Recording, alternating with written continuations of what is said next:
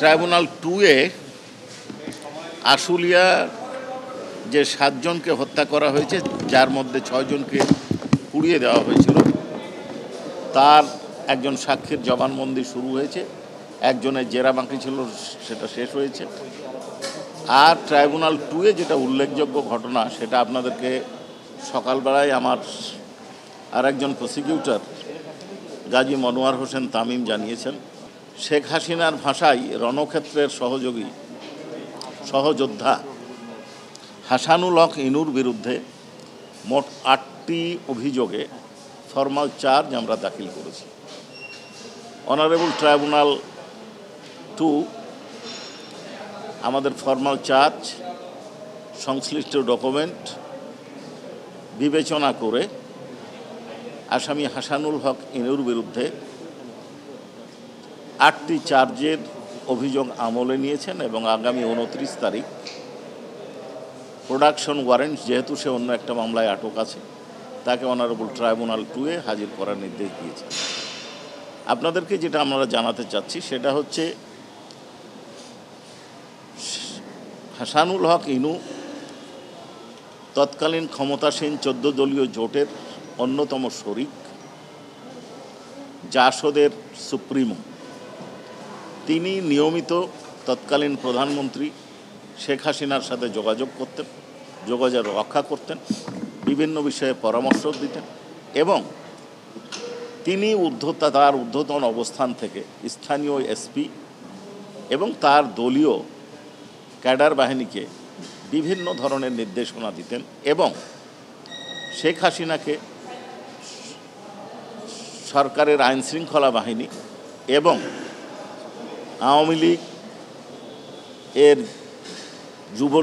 অঙ্গ সংগঠন যুবলীগ, ছাত্রলীগ সহ বিভিন্ন সশস্ত্র ক্যাডারদেরকে বিভিন্ন ধরনের অপরাধ সংগঠনে উস্কানি দিয়েছিলেন। আমরা যে ডকুমেন্ট এখানে আজকে দাখিল করেছি তার মধ্যে হচ্ছে গতকাল যেটা আপনারা দেখেছেন, শেখ হাসিনার মামলার বিশেষ তদন্তকারী কর্মকর্তা তানভীর হাসান জোহা শেখ হাসিনা এবং হাসানুল হক ইনুর মধ্যে 2টো ফোন আলাপ অনারেবল ট্রাইব্যুনালে উপস্থাপন করেছিলেন। সেই 2টো ফোন আলাপ আমরা বিশেষজ্ঞের মতামত সহ অনারেবল ট্রাইব্যুনালে উপস্থাপন করেছি এবং অনারেবল ট্রাইব্যুনালের কাছে ফোন আলাপের ট্রান্সক্রিপশন অর্থাৎ কথোপকথনের বর্ণনাটা দৃষ্টি আকর্ষণ করেছি। এছাড়াও উনি মিরর নাও নামক বোম্বাই ভিত্তিক একটা অনলাইন পোর্টালে সাক্ষাৎকার দিয়েছেন, সেই বিষয়টা দৃষ্টি আকর্ষণ করেছি এবং দাখিল করেছি। নিউজ 24-এ উনি একটা বক্তব্য দিয়েছেন, সেটা দাখিল করেছি। আরও একটা ইলেকট্রনিক্স মিডিয়ায় সাক্ষাৎকার দিয়েছেন, সেটা আমরা দাখিল করেছি। এছাড়াও তিনি কারফিউ জারির সময় কিভাবে সরকারকে সহযোগিতা করেছেন, সিদ্ধান্ত গ্রহণে কী ভূমিকা পালন করেছেন, স্যুট অ্যাট সাইট অর্ডার কার্যকর করার ক্ষেত্রে কী ধরনের ভূমিকা পালন করেছেন তার বর্ণনা দিয়েছি। সামগ্রিক বর্ণনায় আমরা যেটা দেখতে পেয়েছি, তিনি নির্দেশনা যেটা দিয়েছিলেন সেই নির্দেশনার বিষয়বস্তু ছিল ষড়যন্ত্র এবং নির্দেশনার, যে আন্দোলনকারী নিরীহ নিরস্ত্র ছাত্র জনতাকে শনাক্ত করতে হবে, ঘেরাও করতে হবে, ড্রোন এবং হেলিকপ্টার ব্যবহার করে প্রয়োজনে 36 সেনা নামিয়ে তাদেরকে বম্বিং করতে হবে, গুলি করতে হবে এবং এই নির্দেশনা তিনি তার স্থানীয় এসপি, কুষ্টিয়ার এসপিকেও অবহিত করেছিলেন।